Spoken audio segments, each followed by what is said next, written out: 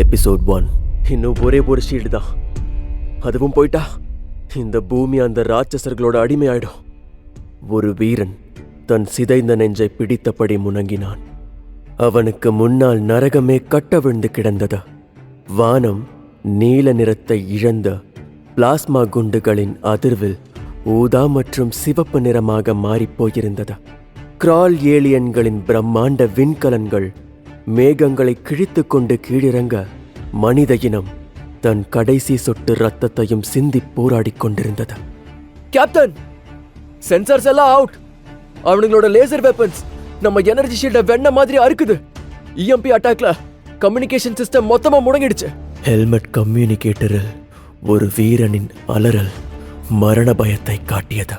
அந்த போர்க்களத்தின் நடுவே முகத்தில் வழியும் ரத்தத்தை கூட துடைக்க நேரமில்லாமல் ஒரு சிங்கத்தை போல நின்றிருந்தார் கேப்டன் நிக்கோலஸ். யாரும் பின்வாங்காதீங்க, பேக்கப் ஜெனரேட்டரை தட்டி எழுப்புங்க. அந்த கிரால் பிசாசுகள் நம் மண்ணில ஒரு அடி கூட எடுத்து வைக்க கூடாது. அவரது குரல் இடிமுழக்கமாய் ஒலித்தது. ஆனால் நிலைமை மோசமானது. ஏலியன்களின் ரோபோட்டிக் ஆர்மர் மனிதர்களின் சாதாரண குண்டுகளை சிரித்துக்கொண்டே எதிர்கொண்டன. நிக்கோலஸ் சுற்றி பார்த்தார். பாதுகாப்பு கவசம் உடைந்து விட்டது. இனி பேச்சுக்கே இடமில்லை. நான் ஷீல்டுக்கு அந்த பக்கம் போறேன். என் சூட்ல இருக்கிற அட்டாமிக் பாம்பை வெடிக்க வைக்க போறேன். அப்போதான் இந்த ஏலியன் கூட்டத்தை மொத்தமா அழிக்க முடியும் என்றார் நிக்கோலஸ் தீர்க்கமாக. கேப்டன், அப்படி பண்ணா நீங்களும் காத்தோட காத்தா கரைஞ்சிருவீங்க என்று ஒரு வீரன் பதறினான். நிக்கோலஸின் உதட்டில் ஒரு மெல்லிய புன்னகை அரும்பியது. என் உயிரை பத்தி எனக்கு கவலை இல்ல. என் பையன் ஆரியன் வாழப்போற உலகம் அமைதியா இருக்கணும். நான் சொன்னதை செய். ஏலியன்களின் கண்களில் படாமல் மின்னல் வேகத்தில் அந்த பக்கம் பாய்ந்தவர் தன் கம்யூனிகேட்டரில் கடைசி முறையாக பேசினார். ஆரியன் கிட்ட சொல்லு, அவனோட ஒவ்வொரு மூச்சிலையும் நான் இருப்பேன்னு. அடுத்த நொடி சூரியன் பூமியில் வெடித்ததைப் போல அந்த பிராந்தியம் வெள்ளை வெளிச்சத்தில் மூழ்க, அப்பா என கத்திக்கொண்டே திடுக்கிட்டு எழுந்தான் ஆரியன். கேப்டன் நிக்கோலஸின் மகன் தனது தந்தை இறந்த நாளை மீண்டும் கனவில் கண்டதும் அவன் உடம்பெல்லாம் வியர்த்து போயிருந்தது. அவன் கண்கள் சிவந்திருந்தன. அப்பா அப்பா என்று அவன் அதிவேகமாக மூச்சை இழுத்தபடியே சொல்ல, அவனையும் அறியாமல் அவன் விழிகள் அறையில் மாட்டியிருந்த அவனது தந்தையின் புகைப்படத்தை நோக்கி சென்றது. அந்த புகைப்படத்தில் அவர் மெடுக்கான கில்ட் உடையில் சிரித்துக் கொண்டிருந்தார். அவரை கண்டதும் அவன் கண்களிலிருந்து பொலபொலவென கண்ணீர் அருவியாக ஊற்றெடுத்தது. அவன் தொண்டையில் துக்கம் குடிகொண்டது. ஏன்பா என்னை விட்டுட்டு போனீங்க? என்னால முடியலப்பா. நீங்க இல்லாம இந்த உலகத்துல நான் எவ்வளவு கஷ்டப்படுறேன்னு உங்களுக்கு தெரியுமா என்று மூச்சு வாங்கியபடியே அழுதான். பின்பு மீண்டும் மூச்சை இழுத்து விட்டு, நீங்க மாவீரனா இருந்த இடத்துல உங்க பையன் ஒரு கோழையா வெத்து வேட்டா இருக்கம்பா என்று மீண்டும் அழுதான். அவன் அழுகையை நிறுத்த முயன்றும் நிறுத்த முடியவில்லை. தேம்பி தேம்பி அழ ஆரம்பித்தான். அந்த நேரத்தில் அவனது போனின் திரை ஒளிர்வதைக் கண்டான். அவன் தோழி மீராவிடமிருந்து கால் வந்து கொண்டிருந்தது. அவன் உடனே தன் கண்களை துடைத்துக் கொண்டு 1 2 3 என எண்ணி அதற்கேற்றவாறு மூச்சை விட்டு தன் அழுகையை நிறுத்தினான். உதடுகளை குவித்து காற்றை வெளியே தள்ளி தன்னை இயல்பாக்கிக் கொள்ள முயன்றான். பின்பு நீண்ட பெருமூச்சு இழுத்து விட்டு மொபைலை எடுத்து காலை அட்டென்ட் செய்தான். அடுத்த நொடியே அவனுக்கு அர்ச்சனை ஆரம்பித்தது. டே எருவ மாடு, உனக்கு எத்தனை தடவைடா கால் பண்றது? கால் அட்டன் பண்ணா என்ன குறைஞ்சிடுவியா என்று மறுபக்கத்தில் இருந்த மீராவின் குரல் வெடிக்க, மொபைல் சைலண்ட்ல என ஆரியன் தன் பதிலை முழுவதுமாக சொல்லிக்கூட முடிக்கவில்லை. அதற்குள் மீரா தன் அர்ச்சனையை மீண்டும் தொடர்ந்தாள். பொறுப்புனா என்னன்னாச்சு உனக்கு தெரியுமா? உன் ஷிஃப்ட் ஆரம்பிச்சு 10 நிமிஷம் ஆகுது. நீ என்னடானா இன்னும் உன் வீட்டுல தூங்கிட்டு கேட்டா சைலண்ட் ஒயிலண்ட்னு கதை சொல்ற. தக்கமா இல்ல? ஆரியனோ, நான் தூங்கிட்டு இருந்தது இவளுக்கு எப்படி தெரியும்? ஒருவேளை பெட்ரூம்குள்ள கேமரா எதுவும் வச்சிருக்காளோ என்றபடியே சுற்றி பார்த்தான். டேய், உனக்கு இன்னும் 10 நிமிஷம் டைம் தரேன். அதுக்குள்ள வந்து சேர்ந்துரு. இல்லைன்னா நடக்க போற பிரச்சனையில இருந்து உன்னை யாராலையும் காப்பாற்ற முடியாது. சரிடி இதோ வந்துடுறேன் என்று காலை கட் செய்துவிட்டு மின்னல் வேகத்தில் குளித்துவிட்டு தயாரானான். அப்போது அவனுக்கு தெரியவில்லை அவன் உலகம் இன்றிலிருந்து வேறு மாதிரி மாறப்போகிறது என்று. எபிசோட் 2. ஆரியன் கில்ட் அமைப்பிற்கான சூட்டை மாட்டிக்கொண்டு கிளம்பினான். கில்ட் என்பது ஏலியன்களை பூமிக்குள் வரவிடாமல் தடுக்கும் ஒரு அமைப்பு. 2040ஆம் ஆண்டு நிறுவப்பட்ட இந்த அமைப்பு கடந்த 30 வருடமாக செயல்பட்டு வருகிறது. இந்த கில்ட் அமைப்பின் முதல் கேப்டன் ஆரியனின் தந்தை நிக்கோலஸ் தான். உலகம் முழுவதும் இருக்கும் கில்ட் அமைப்பே வியக்கும் மாபெரும் வீரனாக அவர் திகழ்ந்தார். அவர் செய்த உயிர் தியாகம்தான் இப்போது பூமியை ஏலியன்களிடமிருந்து காப்பாற்றிக் கொண்டிருக்கிறது. ஆனாலும் போர் நடைபெற்ற நேரத்தில் ஷீல்டு பலவீனமடைந்தது. அந்த நேரத்தில் ஆங்காங்கே சில ஏலியன்கள் உள்ளே நுழைந்து விட்டன. அவைகள் யாருக்கும் தெரியாமல் மனிதரோடு மனிதர்களாக ஊடுருவியும் யாருக்கும் தெரியாமல் பதுங்கியும் வாழ்ந்து கொண்டிருக்கின்றன. அவைகளை கண்டறிந்து அழிப்பதே கில்ட் அமைப்பின் தற்போதைய தலையாய கடமையாகும். இப்போது நடைபெற்று கொண்டிருக்கும் 2070ஆம் ஆண்டில் ஏலியன்களின் ஊடுருவல் அதிகரித்து விட்டதாக செய்திகள் வர கில்ட் அமைப்பு எப்போதும் இல்லாத அளவிற்கு தீவிரமாக இயங்கி வருகிறது. கில்ட் அமைப்பின் வீரர்கள் ஸ்பேஸ்ஷிப் மூலம் ஆங்காங்கே பறப்பதும் ஏலியன்களை பார்த்து அழிப்பதும் போன்ற வேலைகளில் ஈடுபட்டிருக்க, நம் நாயகன் ஆரியன் கில்ட் அமைப்பில் ஒரு சாதாரண கிளீனராக இருக்கிறான். அதாவது வீரர்களின் சூட்டை துடைப்பதும் அவர்களின் ஆயுதங்களை சுத்தம் செய்து வைப்பதும் தான் அவனுடைய முக்கியமான வேலை. நேற்று இரவு வீரர்கள் ஒரு வேட்டைக்கு சென்று வர என்றைக்கும் இல்லாத அளவிற்கு அதிகமான ஆயுதங்களை அவன் சுத்தம் செய்ய வேண்டியதாயிற்று. அதனால் வீட்டிற்கும் தாமதமாக சென்றான். அந்த தாமதத்தால் தான் இப்போது ஆரியன் இன்று வேலைக்கு தாமதமாக வந்தான்.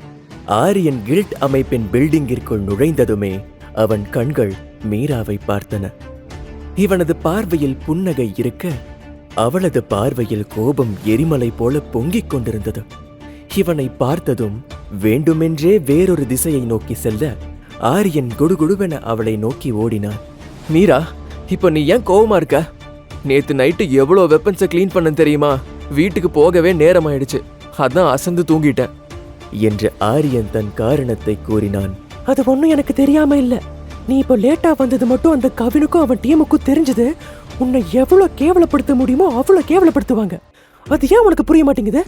ஆரியன் மெல்லியதாக புன்னகைத்து விட்டு, நான் நேரத்துக்கு வந்தா மட்டும் அவங்க என்ன புகழ்ந்திடவா போறாங்க? என்னோட ஆரா லெவல் 0. அதான் என்னை எல்லாருமே கலாய்க்கிறாங்க.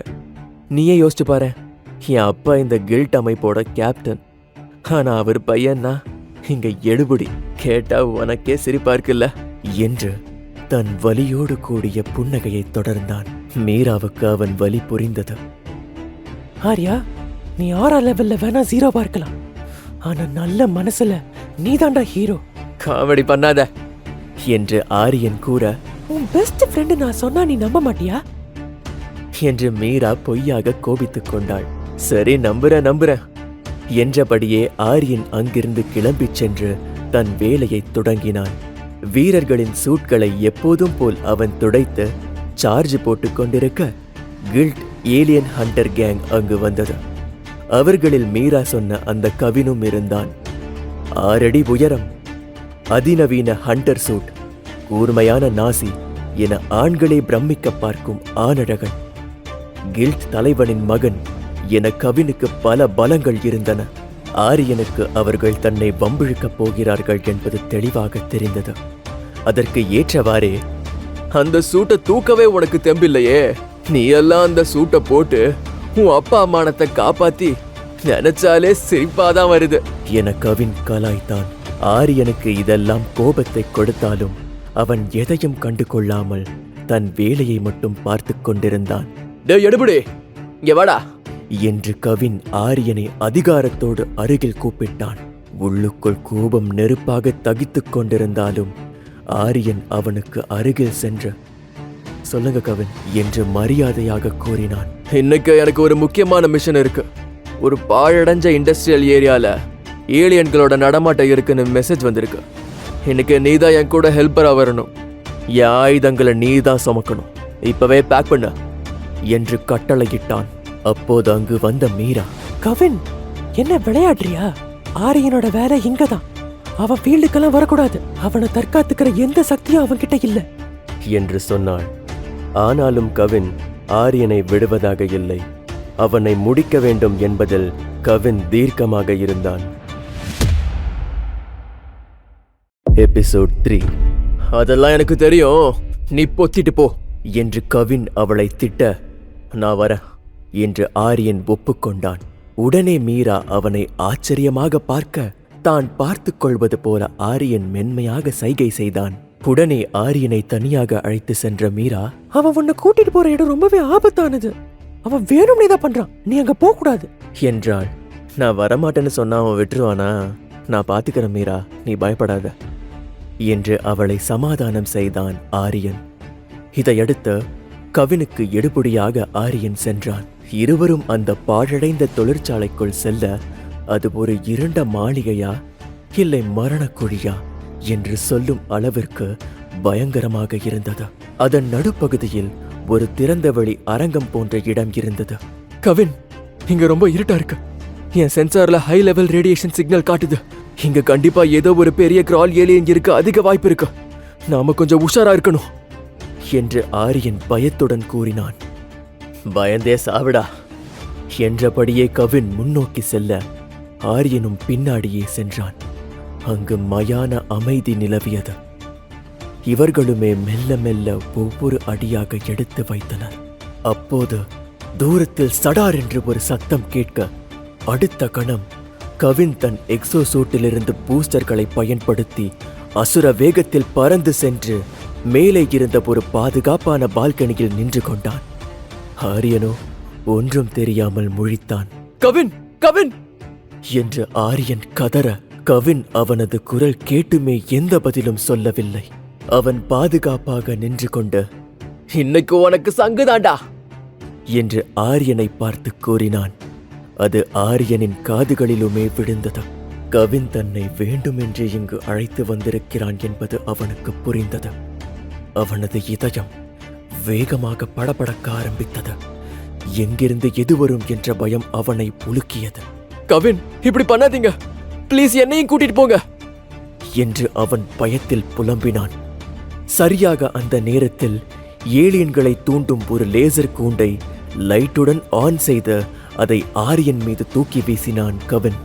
கவின், நீங்க என்ன பண்றீங்க என்று ஆரியன் பயந்தான்.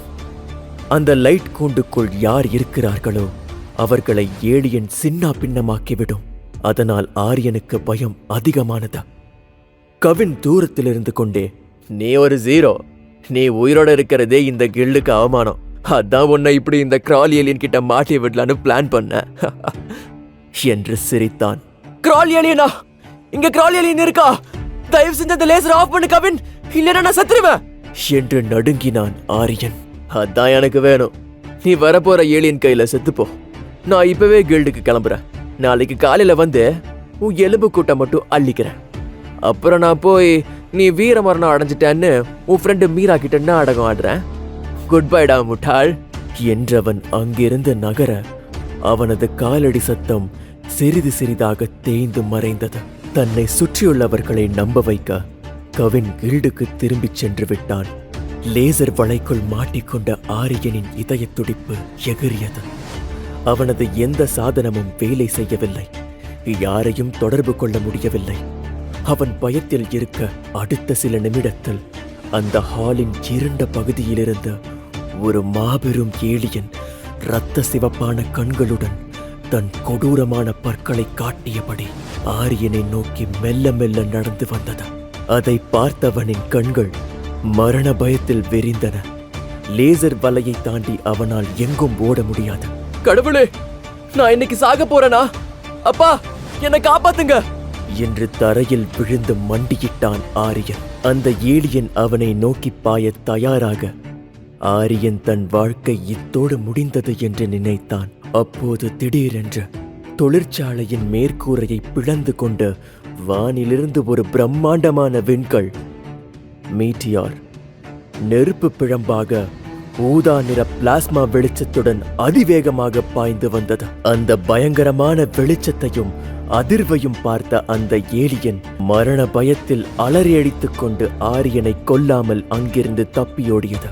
இது என்ன வெளிச்சம் என்று ஆரியனின் கண்கள் ஆச்சரியத்திலும் பயத்திலும் விரிந்தன.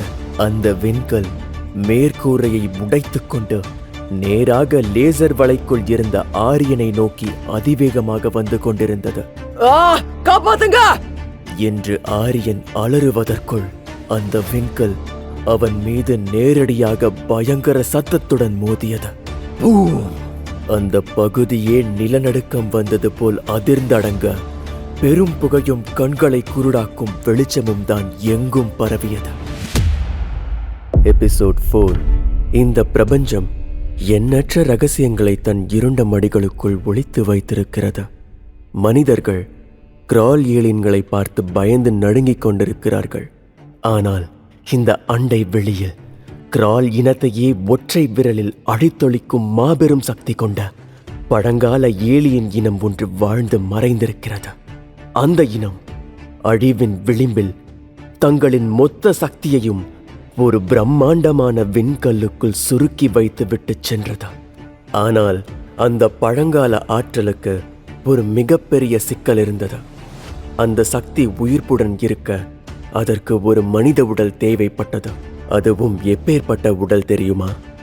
உடலிலோ இரத்தத்திலோ துளியளவு கூட ஆறா இல்லாத முற்றிலும் சாதாரண மனித உடல். ஏற்கனவே சிறிதளவு சக்தி இருக்கும் ஒரு வீரனின் உடலுக்குள் இந்த ஆற்றல் நுழைந்தால் இரண்டு சக்திகளுக்கும் இடையே ஏற்படும் முரண்பாட்டால் அந்த வீரனின் உடல் ஒரு அணுகுண்டை விட பயங்கரமாக வெடித்து சிதறிவிடும். ஒரு வெற்று காகிதத்தை போன்ற சக்தி எதுவும் இல்லாத ஒரு 0 ஆறா மனிதனைத்தான் அந்த விண்கல் தேடிக் கொண்டிருந்தது. அந்த ஆற்றல் தேடிய முழுமையான 0 ஆறா கொண்டவன் ஆரியன்தான். அதுவும் அவனை வந்தடைந்ததா? இது எதுவும் ஆரியனுக்கு தெரியாது. அவனுக்கு மட்டுமல்ல, இந்த உலகத்தில் யாருக்குமே தெரியாது. கவின் ஆரியனை விட்டு சென்ற தொழிற்சாலை முழுக்க புகை மூட்டம் நிறைந்திருந்தது.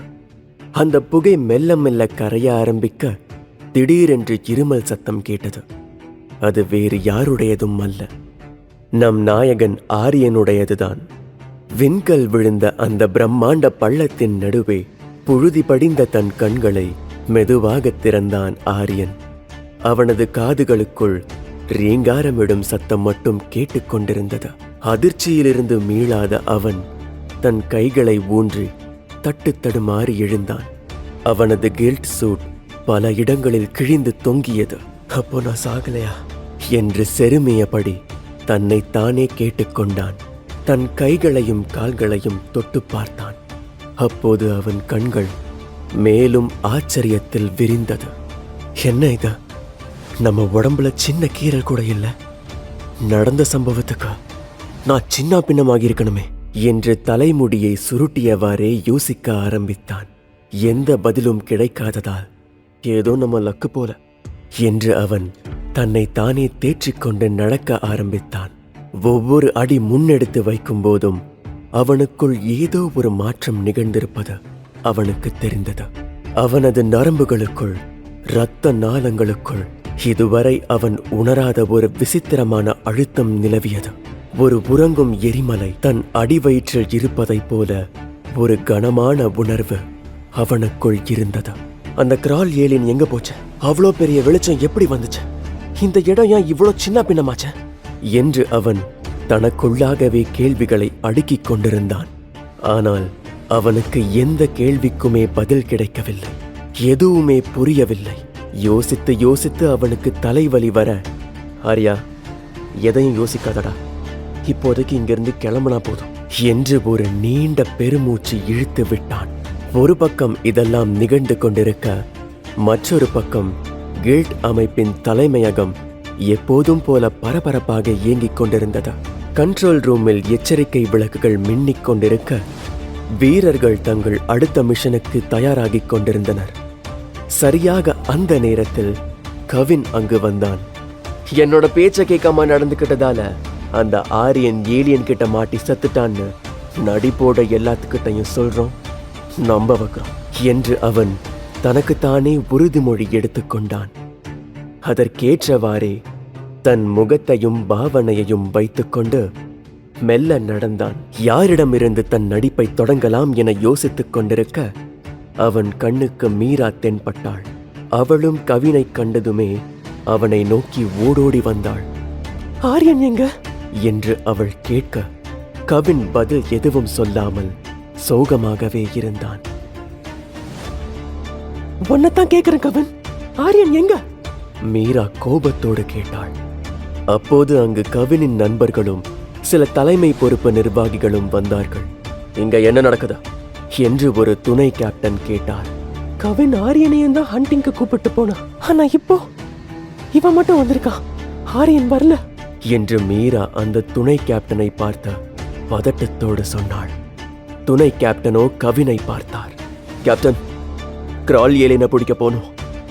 ஆனா எதிர்பாராத விதமா ஆரியன் ஆரியன் என்று அவன் திக்கி பேசுவது போல நடித்தான். ஆரியனுக்கு என்ன, ஆரியனுக்கு என்ன என்று மீரா மீண்டும் மீண்டும் கேட்க அப்போது சட்டென மீரா என்று ஒரு குரல் கேட்டது. உடனே அங்கு இருந்த அனைவரும் திரும்பி பார்க்க ஆரியன் கிழிந்த சூட்டுடன் சோர்வாக நின்று கொண்டிருந்தான். அவனை அந்த நிலையில் கண்டதும் மீரா ஓடோடி வர கவின் அதிர்ச்சியின் உச்சத்தில் இருந்தான். அவனது முகம் பேயறைந்தது போல வெளிரிப் போனது. எபிசோட் 5.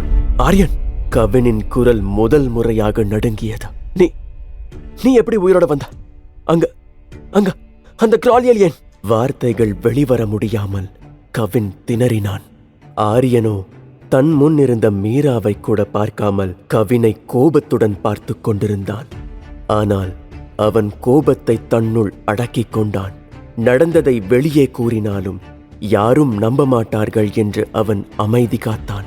ஏண்டா அமைதியாவே இருக்க என்று மீரா கேட்க உடனே அங்கு வந்த துணை கேப்டன், முதல்ல ஆரியனை மெடிக்கல் ரூமுக்கு கூட்டிட்டு போங்க, என்ன ஆச்சுன்னு பாருங்க, ரேடியேஷன் எதுவும் தாக்கி இருக்க போகுது என்று கூறினார்.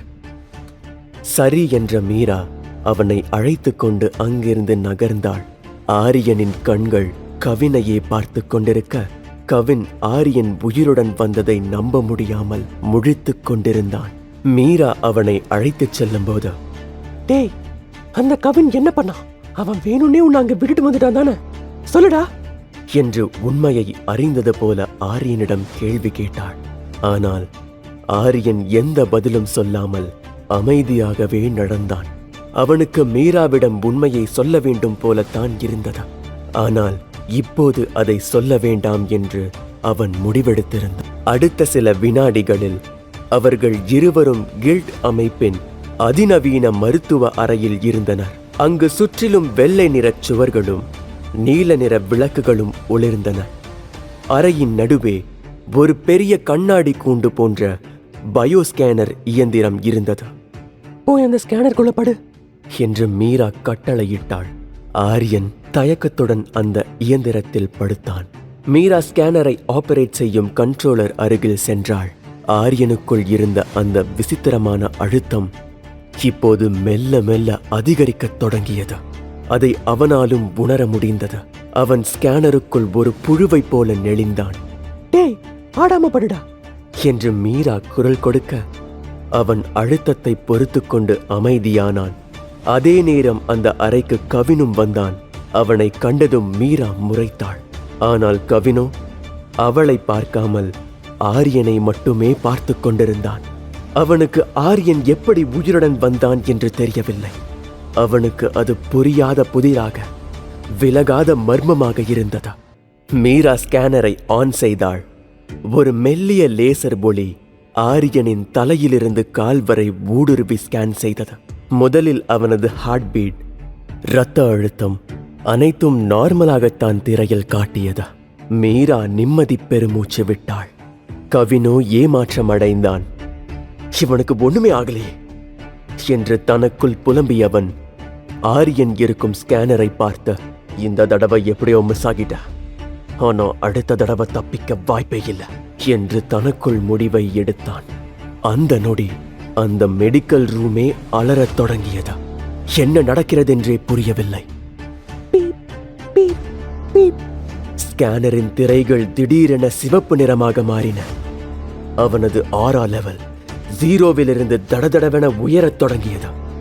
100, 500, 1000, 10,000 எண்களின் வேகம் மீராவின் கண்களை இருட்டடையச் செய்தது. கவினுக்கும் என்ன நடக்கிறது என்று புரியவில்லை. அவன் கண்களை அவனாலேயே நம்ப முடியவில்லை. கில்ட் அமைப்பின் மாபெரும் வீரர்களுக்கே ஆரா லெவல் 500ஐ தாண்டியதில்லை. இது எப்படி சாத்தியம்? மெஷின் எரர் காட்டுதா? மீரா பதற்றத்துடன் சில பட்டன்களை அழுத்திக் கொண்டிருந்தாள். ஆனால் திரையில் பெரிய எழுத்துக்களில் ஒரு வாசகம் மின்னியது. Warning, unreadable energy detected, system overload. இந்த மெஷின் எதுவும் வெடிக்க போகுதா என்று நினைத்த கவின், எப்படியோ இவன் செத்தா சரி என்று நினைத்து கொண்டு அந்த இடத்தை விட்டு ஓடினான். மீராவோ ஒன்றும் புரியாமல் இருக்க ஆரியன் ஸ்கேனருக்குள் இருந்தபடியே, இங்க என்ன நடக்குது என்று கேட்க, அதை நான் கேட்கணும் என்றாள் மீரா. அந்த சமயத்தில் ஸ்கேனர் இயந்திரத்திலிருந்து லேசாக புகை வரத் தொடங்கியது. டப் டப் என்று வயர்கள் வெடிக்கும் சத்தம் கேட்டது. கண்ணாடி கூண்டுக்குள் படுத்திருந்த ஆரியனுக்கு இப்போது நிலைமை கைமீறி போய்க் கொண்டிருந்தது. அவனது உடல் வெப்பநிலை ராக்கெட் வேகத்தில் உயர்ந்தது. அவனது தோலுக்கு அடியில் உள்ள நரம்புகள் அனைத்தும் நீலமும் ஊதாவுமான ஒளியுடன் பொளிரத் தொடங்கின. மீரா, எனக்கு மூச்சு முட்டுது. ஆரியன் கண்ணாடி கூண்டின் மீது கைகளை வைத்து அடித்தான். அவனது கண்கள் இரத்த சிவப்பாக மாறின. தொண்டைக்குள் நெருப்பை விழுங்கியது போல சுட்டெரித்தது. ஆரியா, இரு, நான் உன்னை வெளியே எடுக்கிறேன் என்று மீரா அவசரமாக எமர்ஜென்சி ரிலீஸ் பட்டனை அழுத்தினாள். கண்ணாடி கதவுகள் திறந்தது. ஆரியன் வெளியே தட்டு தடுமாறி வந்தான். அவனால் நிற்கக்கூட முடியவில்லை. அவனது உடம்பிலிருந்து அபரிமிதமான சூடு வெளியேறியது. மீரா, உள்ள எரியுது. மீரா, என்னால தாங்க முடியல என்று ஆரியன் தன் நெஞ்சை இரு கைகளாலும் இறுக்கமாக பிடித்தபடி கத்தினான். என்னடா சொல்ற என்று மானிட்டர் செய்யும் இடத்திலிருந்து மீரா பதறினாள். ஆரியனோ மூச்சு விட முடியாமல் தத்தளித்தான். அவனது கண்களில் வெளிச்சம் மங்க அப்படியே சுழன்று மெடிக்கல் ரூமின் குளிர்ந்த தரையில் தொப்பென்று மயங்கி விழுந்தான். மீரா அலறி அடித்துக் கொண்டு அவன் அருகே ஓடினாள். ஆரியன் பிழைப்பானா என்று மீராவின் இதயம் படபடக்க ஆரம்பித்தது.